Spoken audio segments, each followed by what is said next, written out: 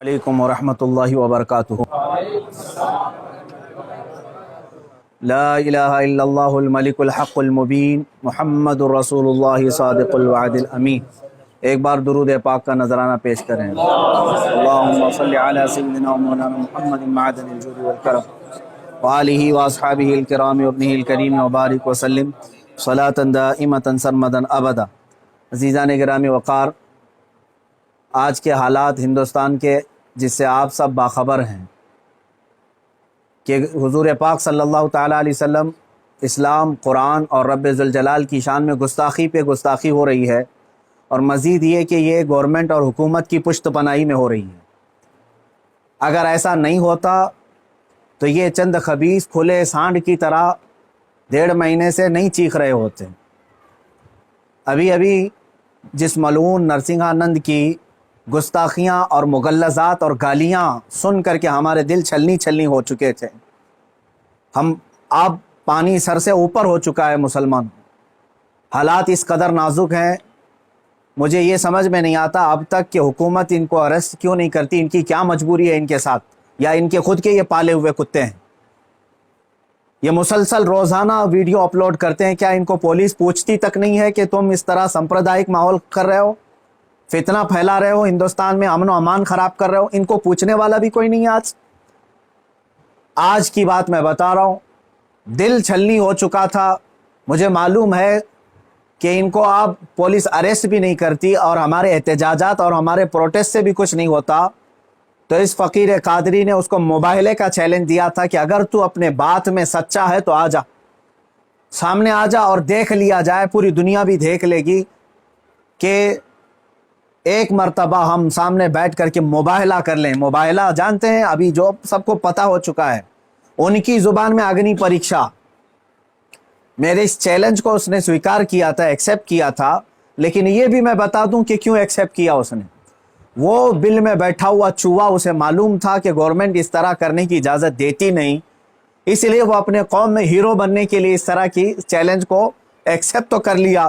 ورنہ آپ سب کو معلوم ہے میرے مسلمانوں کہ پاکھنڈی اور بلاتکاری اور مال کا پجاری، اس کے اندر مباہلہ کرنے کی طاقت ہے، مباہلہ کر سکتا ہے وہ۔ اس کے خود کے دین اور دھرم سے کوئی تعلق نہیں ہے۔ میں یہ چیلنج کے ساتھ کہتا ہوں، سناتن دھرم سے بھی اس کا کوئی تعلق نہیں ہے۔ اب میں جب بار بار اس کو للکارتا رہا تو ابھی جا کر کے اب وہ میرے جواب میں کہتا ہے مولانا میدان چھوڑ کر کے بھاگ رہا ہے، پرمیشن کی ذمہ داری میرے اوپر ڈال رہا ہے۔ آپ سب ٹھنڈے دماغ سے سوچ کر کے بتائیں، پرمیشن کی ذمہ داری اس کو نہ دوں تو اور کس کو دوں؟ اس لیے کہ یہ اس کے آج حکومت اس کی پشت پناہی میں ہے اور یہ ناجائز اولاد میں سے ہے ان کی۔ ساری پرمیشن وغیرہ کی ذمہ داری تو تمہاری ہاتھ میں ہے نا، مجھے پرمیشن کی ضرورت نہیں ہے۔ انشاءاللہ العزیز جس دن بھی تو تیار ہو جائے گا میری آخری سانس تک، اس دن بھی میں مباہلے کے لیے حاضر ہو جاؤں گا، اس دن بھی حاضر ہوں، 1 انچ بھی پیچھے نہیں ہٹوں گا انشاءاللہ۔ اس لیے کہ یہ میرے جملے نہیں ہیں، یہ میرے دین کی حقانیت ہے، یہ رسول پاک صلی اللہ تعالیٰ علیہ وسلم کی سچائی ہے، اور قرآن پاک کی عظمت ہے جو ہمارے دلوں میں کوٹ کوٹ کر بھری ہوئی ہے۔ یہ ظالم مباہلہ کریں گے۔ اب سنیے، مباہلے کے نام پر یہ ایکسیپٹ کر کے ہیرو بن رہا تھا اپنی قوم میں، اور مجھے کہہ رہا ہے میدان چھوڑ کر بھاگ رہا ہے۔ میں اس سے کہتا ہوں، آپ سب کو معلوم ہے نا، چند دن قبل یہ دلی کے پریس کلب آف انڈیا میں بیٹھ کر کے زہر اگل رہا تھا، حضور پاک صلی اللہ تعالیٰ علیہ وسلم کی شان میں گالیاں بک رہا تھا۔ آج اس کو یاد آ گیا یہ لوک تانترک دیش ہے، آج یہ کہہ رہا ہے یہ لوک تانترک دیش ہے، مولانا کیا ایسی پرمیشن یہاں ملتی ہے؟ تو خبیث کے بچے، تجھے یہ پہلے معلوم نہیں تھا کہ اس لوک تانترک دیش میں کسی دھرم کو گالی نہیں دینا چاہیے؟ ملعون ناجائز اولاد، تجھے یہ نہیں معلوم کہ لوک تانترک دیش میں کسی دھرم کو گالی نہیں دی جاتی؟ جب تو دیش کے سارے سمویدھان کا النگھن کر کے زہر اگل سکتا ہے، پریس کلب آف انڈیا میں تجھے پرمیشن دی جا سکتی ہے، تو اس مباہلے کی پرمیشن کیوں نہیں ملتی؟ ٹھیک ہے، تجھے میدان میں نہیں ملتی، پریس کلب آف انڈیا تیرے باپ کا ہے نا، جہاں بیٹھ کر کے تو نے گالیاں بکی تھی۔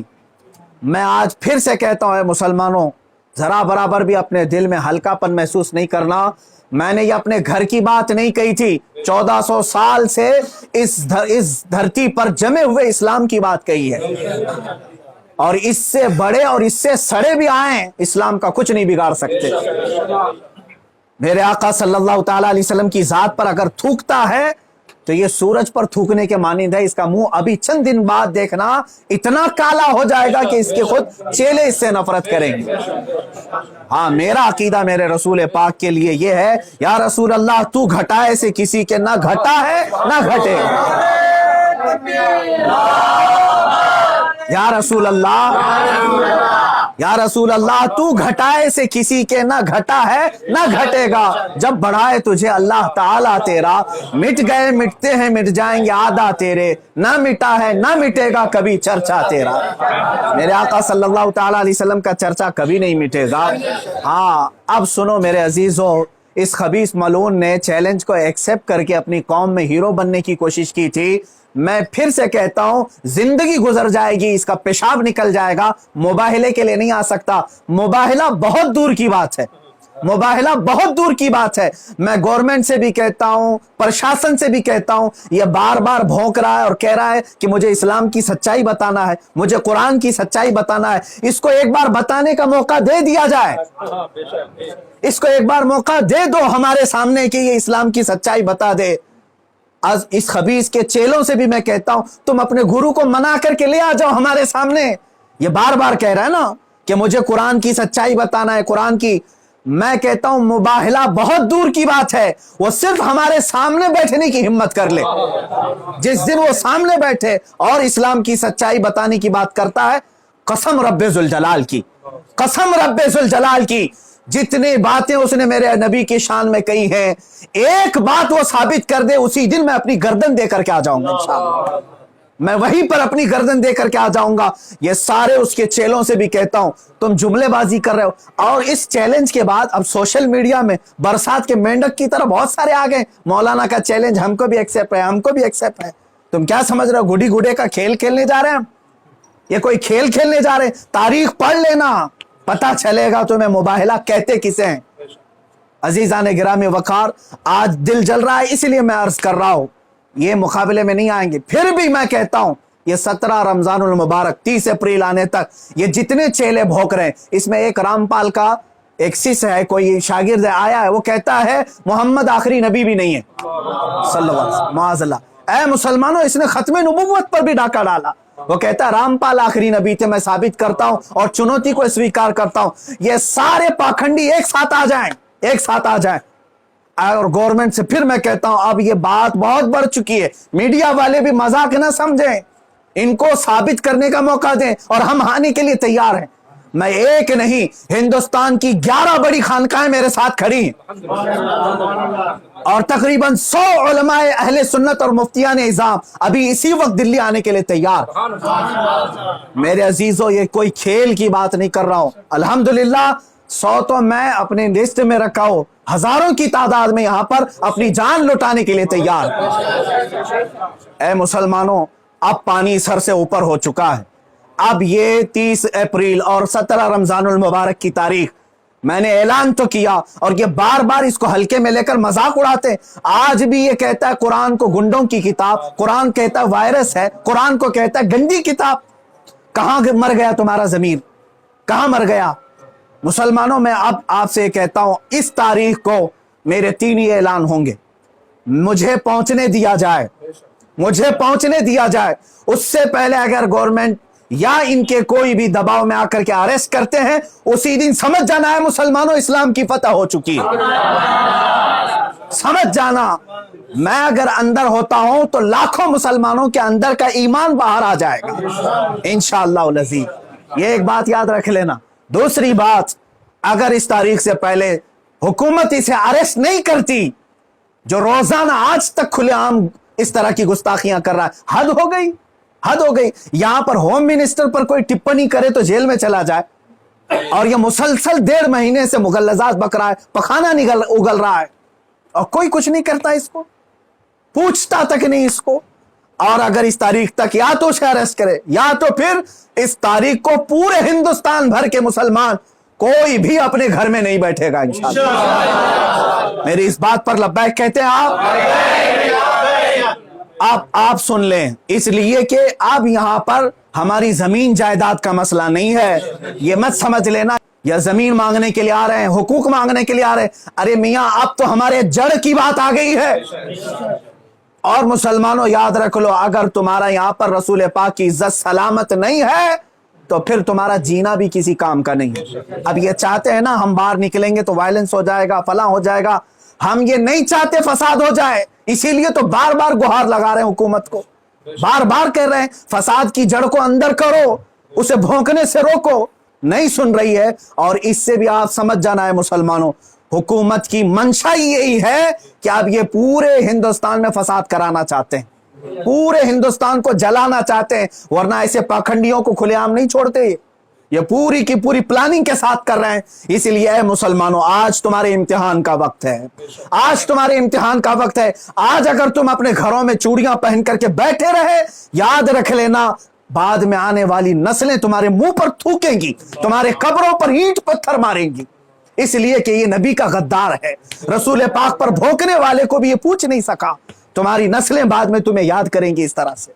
याद रख लेना, ये तारीख यौम बद्र की जो आएगी, यौमुल फुरकान 17 रमजान की, उस दिन हर मुसलमान का कलेजा दहल जाना चाहिए। मशरिक से मगरिब तक, शुमाल से जुनूब तक, हिंदुस्तान भर के हर इलाके के।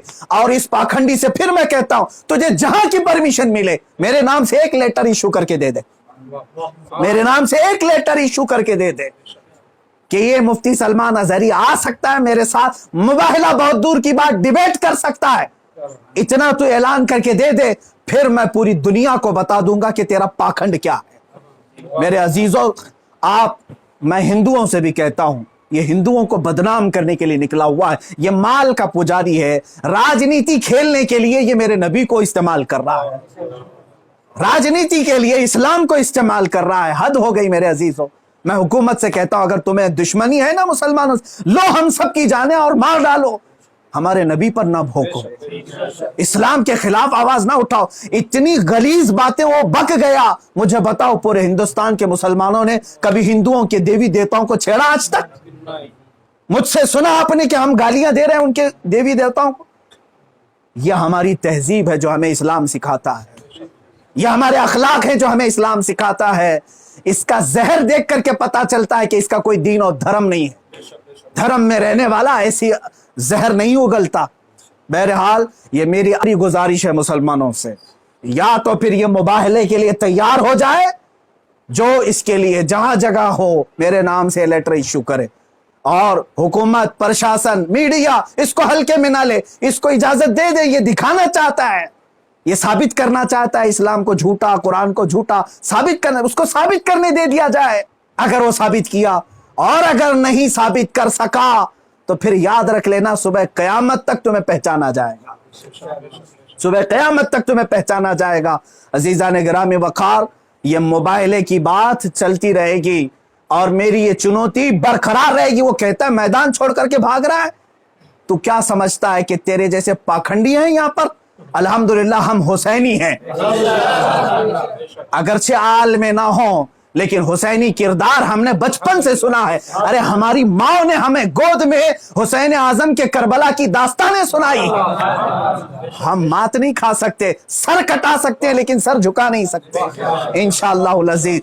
ऐ मुसलमानों, अपने जज्बों को बेदार रखो। कोई ये कहता है अगर कि ये जज्बात को भड़का रहे हैं, उससे सिर्फ ये कह देना जज्बात का नाम ही जिंदगी है। अब अगर नबी के नाम पर जज्बात नहीं बेदार हुए तो इससे बेहतर है कि तुम मर जाओ, सो जाओ। आप याद रख लेना, ये हुकूमत से भी मेरी गुजारिश है, अपील है, तुम वैसे भी मारना चाहते हो ना, हम आ जाते हैं। बाहर घुट घुट करके मरने से बेहतर है कि हम नामे मुस्तफा पर निकल करके मौत को कबूल करने को हम तैयार हैं। यूं भी तो किसी दिन हमको दुनिया से तो जाना है, اللہ کے حبیب صلی اللہ تعالیٰ علیہ وسلم کی عزت کا پرچم بلند کر کے جائیں گے انشاءاللہ۔ ساری خانقاہیں، سارے علماء، سارے مدارس، ساری تحریکیں، ساری تنظیمیں، سب سے میں بڑے ادب سے گزارش کرتا ہوں، اب وقت کسی کے گھر کا نہیں، کسی کی سجادگی کا نہیں، کسی کی پراپرٹی کا نہیں، بلکہ تمہارے جان ایمان کا سوال آ چکا ہے، تمہارے ایمان کی جان رسول اللہ کا سوال ہے۔ لہٰذا آپ سب ایک ساتھ مل کر کے آواز اٹھائیں گے، یا تو پھر اس پاکھنڈ کو روکیں گے یا تو پھر ہم اس زمین پر باقی نہیں رہیں گے۔ وآخر دعوانا الحمدللہ رب العالمین۔